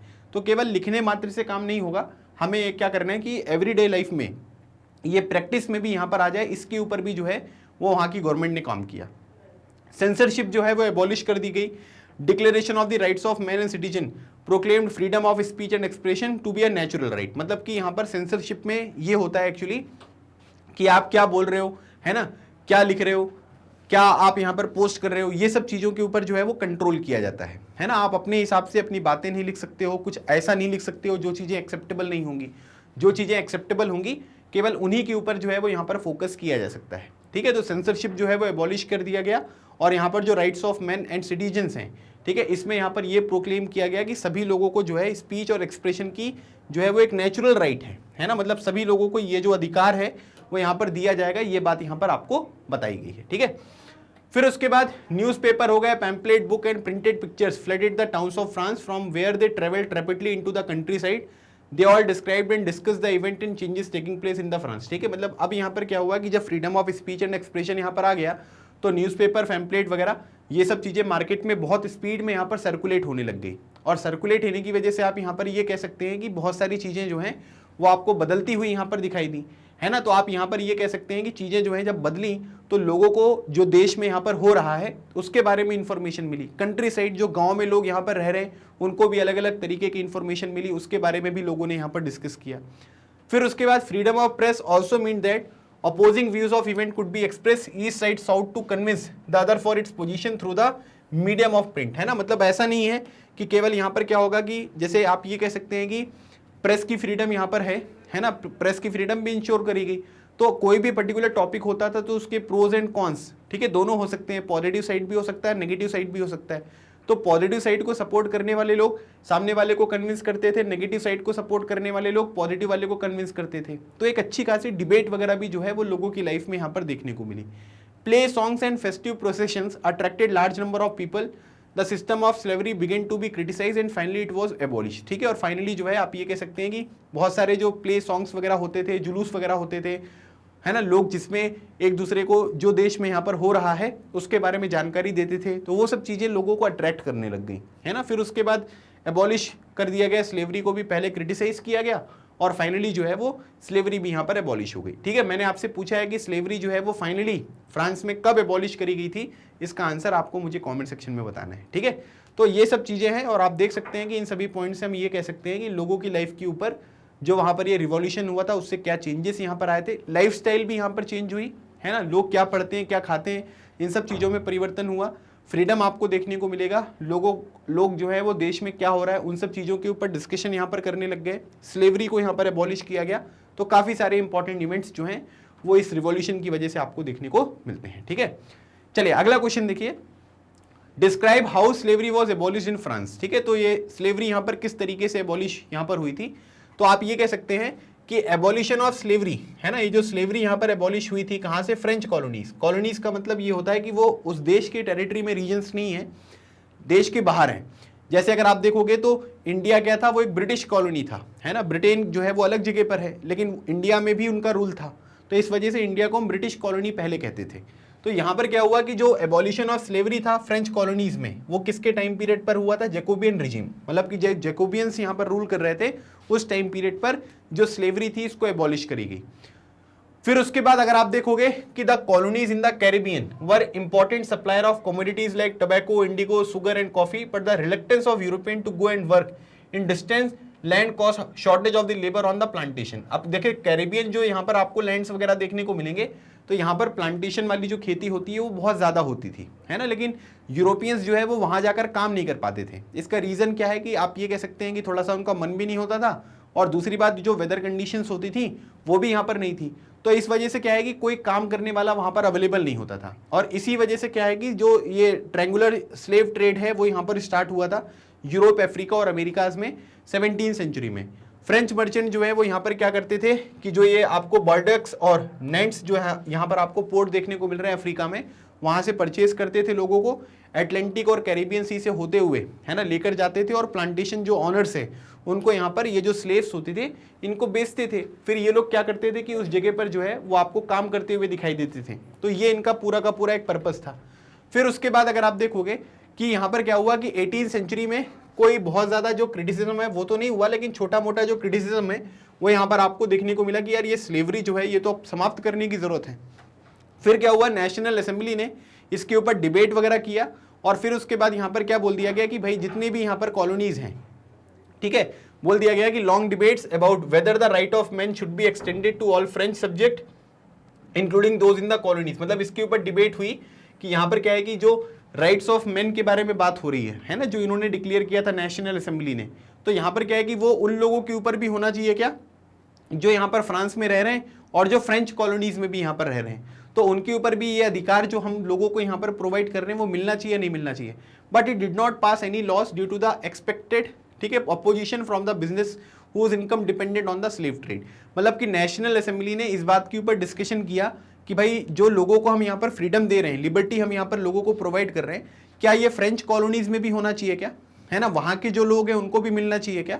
लेकिन इसके ऊपर कोई लॉस पास नहीं किया, क्योंकि बिजनेसमैन का जो बिजनेस यहाँ पर चल रहा था वो किसकी वजह से चल रहा था, इन्हीं स्लेव्स की वजह से चल रहा था, क्योंकि वो लोग वहाँ पर जाकर काम कर रहे थे। और अगर मान लीजिए कि वो चीज़ें हम यहाँ पर एबॉलिश कर देंगे और राइट्स वगैरह प्रोवाइड करेंगे तो बिजनेसमैन जो यहाँ पर ग्रुप है ना, वो यहाँ पर क्या है कि पूरी तरीके से समाप्त होता हुआ दिखाई देगा। तो यहाँ पर क्या हुआ कि इन्होंने कोई लॉ पास नहीं किया। It was finally the convention which is in 1794 legislated to free all slave in the French overseas position. फिर 1794 में एक लेजिस्लेशन यहाँ पर आता है कि जो ओवरसीज पोजीशन है ना, मतलब कि जो फ्रेंच कॉलोनीज हैं वहाँ से सभी स्लेव्स जो है उनको यहाँ पर फ्री कर दिया जाए। But this lasted for a short term, Napoleon ने दोबारा जो है इसको री इंट्रोड्यूस कर दिया, ठीक है। लेकिन अगर आप देखोगे कि फाइनल जो एबॉलिशन यहाँ पर होता है ना, वो कब होता है, वो 1848, जो अभी तक मैं आपसे क्वेश्चन पूछ रहा था ना कि फ्रांस में जो स्लेवरी यहाँ पर एबॉलिश करी गई थी वो कब करी गई थी, वो 1848 में जो है वो यहाँ पर एबॉलिश करी गई। तो ये पूरा का पूरा एक यहाँ पर सिस्टम था जो मैंने आपको बताया कि स्लेवरी का एबॉलिश होने का क्या पूरा का पूरा टाइम पीरियड था, किस तरीके से यहाँ पर हुआ। वन शॉट रिवीजन वीडियो में भी ये चीज़ मैंने आपको साफ साफ पढ़ाई हुई है और वही चीज़ें जो है वो आपको आंसर के फॉर्मेट में लिखनी है, तो वही चीज़ आप यहाँ पर डायरेक्टली लिख सकते हो। 1848 is important year, do remember it. ये एक नंबर में भी डायरेक्टली क्वेश्चन आपसे पूछा जा सकता है। चलिए अगली बात करते हैं, how did, this is again very important question. अब आपसे ये पूछा जा रहा है कि जो ये फ्रेंच रिवॉल्यूशन था इसका इंपैक्ट जो है वो दुनिया के ऊपर कैसे पड़ा। How did the French revolution impact the world, है ना। तो आप ये कह सकते हैं कि जो लिबर्टी है ना, idols of liberty, democratic rights were the most important legacy of the French Revolution. These ideals spread the France to the rest of Europe during the 19th century, where feudal system were abolished. मतलब आप ये कह सकते हैं कि ये जो liberty की बात हो रही है, इक्वलिटी की बात हो रही है, फ्रेटर्निटी की बात हो रही है, डेमोक्रेटिक राइट्स के बारे में बात हो रही है ना, ये सब चीज़ें जो है ये पूरे के पूरे यूरोप में इनकी बात यहाँ पर होने लग गई और सभी लोगों को यहाँ से इंस्पिरेशन मिली। इवन हमारे कॉन्स्टिट्यूशन में भी अगर आप देखोगे तो इन चीज़ों को यहाँ पर एक महत्वपूर्ण स्थान यहाँ पर दिया गया है। Political revolution in the Europe began with the French Revolution. This revolution influenced the people in other European countries and political revolution ranged through Europe as well as fought against the authority of kings. ठीक है, तो अब जहाँ जहाँ पर भी राजा का rule था, जहाँ जहाँ पर भी मोनार्की आपको देखने को मिल रही थी, सो मोनार्की को लिमिट करने के लिए सभी जगह पर अलग अलग तरीके के जो रिवॉल्यूशंस यहाँ पर हैं वो आपको देखने को मिले। और इसी वजह से अगर आप देखोगे तो यहाँ पर क्या है कि फ्रेंच रिवॉल्यूशन से चीज़ों की यहाँ पर शुरुआत हुई और इस तरीके से पूरे के पूरे यूरोप में भी यहाँ पर ये स्प्रेड होती हुई देखने को मिलती है। Colonized people got inspired by the ideals of the French Revolution. They revoked the idea of freedom from bondage, ठीक है, into the movement to create a sovereign nation state. जैसे अगर आप देखोगे तो यहाँ पर क्या है कि मतलब हम लोग जो यहाँ पर बंधे हुए हैं, है ना, सामने वाले ने हमारे ऊपर जो है वो अपना रूल इस्टेब्लिश कर दिया, ये सब चीज़ें गलत हैं। हमको यहाँ पर क्या है कि एक सोवरेन स्टेट यहाँ पर बनना है। सोवरेन का मतलब ये होता है कि हमारे ऊपर जो है वो कोई बाहर वाला डिक्टेट नहीं करेगा, है ना, हमारे इंटरनल और एक्सटर्नल मैटर्स के ऊपर ये हमारी रिस्पॉन्सिबिलिटीज़ हैं कि हम लोग यहाँ पर क्या कर सकते हैं कि उन चीज़ों के ऊपर जो है वो अपना डिसीजन जो है वो फाइनल कर सकते हैं। जैसे Tipu Sultan, Raja Ram Mohan Roy, two examples of individual who responded to the ideas coming from the revolutionary France, ठीक है, मतलब फ्रांस से जो आइडियाज यहाँ पर आ रहे थे, ठीक है, उन पे यहाँ पर इन लोगों ने भी जो है वो काम किया और उसी तरीके की अप्रोच जो है वो भारत में भी डेवलप करने की यहाँ पर जो है वो स्टार्टिंग यहाँ से होती है। सो टीपू सुल्तान और राजा राम मोहन राय जी का जो है वो कॉन्ट्रीब्यूशन आपको ध्यान रखना है। चैप्टर के आखिरी में इन दोनों लोगों के बारे में भी यहाँ पर बात करी गई है। तो ओवरऑल अगर आप देखोगे तो जो फ्रेंच रिवॉल्यूशन था इसका जो इम्पैक्ट है है ना, दूसरी कंट्रीज में, दूसरे कॉन्टिनेंट्स में, specially on India as well. तो इसका इम्पैक्ट जो है वो पॉजिटिव सेंस में बहुत ज़्यादा आपको देखने को मिलेगा, है ना। कई कंट्रीज ऐसी थी जहाँ पर राजा रूल कर रहे थे, राजा के पास बहुत सारी अथॉरिटीज़ यहाँ पर थी, तो उन अथॉरिटीज़ को हम किस तरीके से लिमिट कर सकते हैं, है ना, किस तरीके से सोवरेनिटी की बात यहाँ पर कर सकते हैं, उन सब चीज़ों के ऊपर जो है वो यहाँ पर क्या किया गया, फोकस किया गया। और इसी वजह से आप ये कह सकते हैं कि एक अच्छा मैसेज जो है फ्रेंच रिवॉल्यूशन से वो दुनिया भर को यहाँ पर देखने को मिला, जिसके ऊपर फिर आगे के जो रिवॉल्यूशंस हैं वो भी आपको देखने को मिले थे। तो ये हो गए आपके टोटल 24 क्वेश्चंस, ठीक है, जो मैंने आपको very short answer question, short answer question और लॉन्ग आंसर क्वेश्चंस में यहाँ पर कराए। क्वेश्चंस देखो बहुत सारे अलग अलग तरीके के पूछे जा सकते हैं, लेकिन जो बेसिक्स यहाँ पर होंगे वो यही होंगे, और इन्हीं के ऊपर अलग अलग एग्जामिनेशन में, टेस्ट में आपके जो है वो क्वेश्चन डायरेक्टली पूछे जा सकते हैं। सो आई होप आपको ये पूरा का पूरा सेशन जो है वो अच्छा लगा होगा। जितने भी क्वेश्चन मैंने आपके साथ यहाँ पर डिस्कस किए वो सब चीज़ें एकदम क्रिस्टल क्लियर हो गई होंगी। कोई भी डाउट होता है तो कमेंट सेक्शन में आप पूछ सकते हो। आपको सेशन कैसा लगा ये फीडबैक भी जो है वो आप कमेंट सेक्शन में बता सकते हैं। बाकी मैग्नेट ब्रेन्स पर केजी से लेकर क्लास 12 तक की जो भी क्लासेस होती हैं वो 100% फ्री होती हैं। इसका मतलब ये हुआ कि आपको कोई भी जो है वो यहाँ पर क्या है कि भाई कोई आपको सब्सक्रिप्शन नहीं लेना है, कोई फीस नहीं जमा करनी है ना, कोई भी चीज़ आपको परचेज नहीं करना है, बस आपको प्रिपरेशन करनी है ताकि आप आसानी से जो है वो अपने एग्जामिनेशन के लिए, अपने अंडरस्टैंडिंग के लिए फ्री ऑफ कॉस्ट चीज़ों को प्रिपेयर कर सको, ठीक है। बाकी अगर आपको सेशन अच्छा लगा तो सेशन को लाइक करें, चैनल को सब्सक्राइब करें, अपने दूसरे दोस्तों के साथ भी इस वीडियो को ज़रूर शेयर करें ताकि ज़्यादा से ज़्यादा लोग इस वीडियो के माध्यम से अपने एग्जामिनेशन के लिए, अपने स्कूल एजुकेशन के लिए चीज़ों को प्रिपेयर कर सकें। अगले सेशन में एक नए टॉपिक के साथ मैं आपसे मिलूंगा, तब तक keep smiling and keep preparing. लगे रहो, एग्जाम क्लियर करो। Thank you so much. जय हिंद।